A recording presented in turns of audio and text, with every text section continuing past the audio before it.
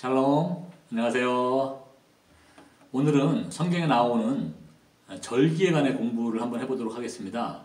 우리가 성경을 읽거나 목사님의 설교 말씀을 들을 때 가끔 절기에 대한 이야기가 나오는데요.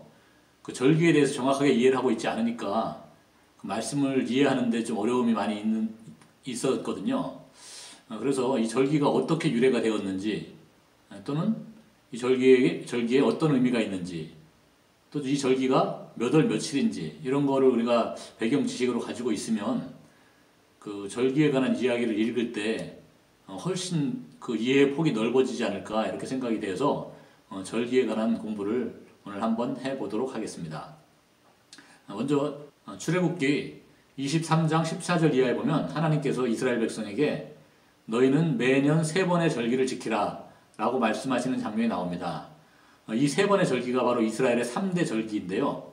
유월절, 맥추절, 수장절, 이렇게 3가지입니다. 이렇게 대표적인 3대 절기 중에 먼저 유월절에 대해서 알아보도록 하겠습니다. 유월절은 출애굽기 12장에 보면은 그 유래가 자세히 나와 있는데요.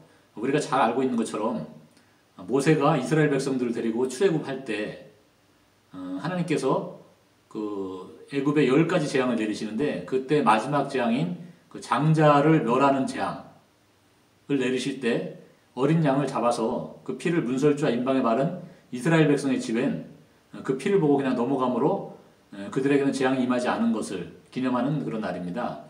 출애굽기 12장 13절에 보면 내가 애굽 땅을 칠 때에 그 피가 너희가 사는 집에 있어서 너희를 위하여 표적이 될지라. 내가 피를 볼 때에 너희를 넘어가리니 재앙이 너희에게 내려 멸하지 아니하리라 라고 잘 설명되어 있습니다.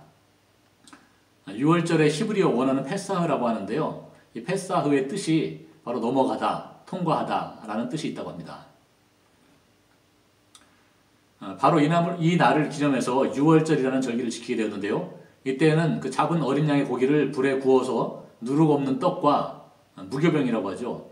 누룩 없는 떡과 그다음에 쓴 나물과 함께 먹는 그런 풍습이 있는데, 이 먹을 때도 허리에 띠를 띠고 발에 신을 신고 그 다음에 손에는 지팡이를 잡고 급하게 먹는다고 합니다. 그리고 6월절 다음 날부터 7일 동안 무교절을 지키게 되는데요. 이 기간에는 무교병을 먹습니다. 이처럼 6월절 다음 날부터 바로 무교절이 이어지기 때문에 6월절과 무교절을 하나의 절기로 여긴다고 합니다. 그러면 이제 6월절이 몇 월 며칠인지 궁금해지는데요. 6월절은 1월 14일입니다. 그런데 우리가 사용하고 있는 그 태양력으로 1월 14일이 아니고요. 유대력이라고 이스라엘 사람들이 사용하는 달력이 있는데요. 오늘날 우리가 사용하는 그 태양력으로 바꾸면 3월이나 4월경이라고 합니다. 그래서 제가 인터넷에서 최근 몇 년간 6월절 날짜를 한번 알아봤는데요. 대체로 3월 20일부터 4월 20일 사이에 6월절이 들어있더라고요. 정리를 해보면 6월절은 유대력으로 아비볼이라고 하는 첫째 달 14일, 그러니까 1월 14일이다 라고 정리할 수 있겠습니다. 민수기 9장에 보면 출애굽한 이스라엘 백성이 시내 광야에서 두 번째 6월절을 지키는 이야기가 나오는데요.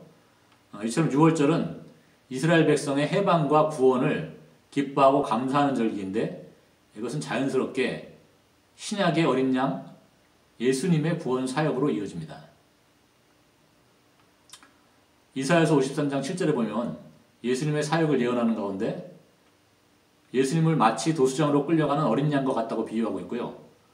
요한복음 1장 29절에서 세례 요한은 예수님을 보라 세상죄를 지고 가는 하나님의 어린 양이로다 라고 말하여 예수님을 어린 양으로 소개하고 있습니다.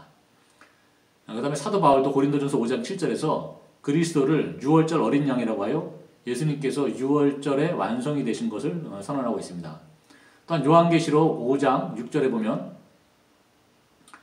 예수님을 일찍이 죽임을 당한 것 같은 어린 양으로 묘사하고 있습니다. 실제로 예수님께서 십자가에 돌아가신 날이 바로 이 6월절 기간이었습니다.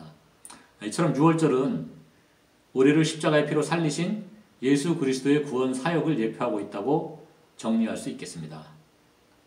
여러분, 오늘도 좋은 날 되시고요. 다음에 또 만나요. 안녕.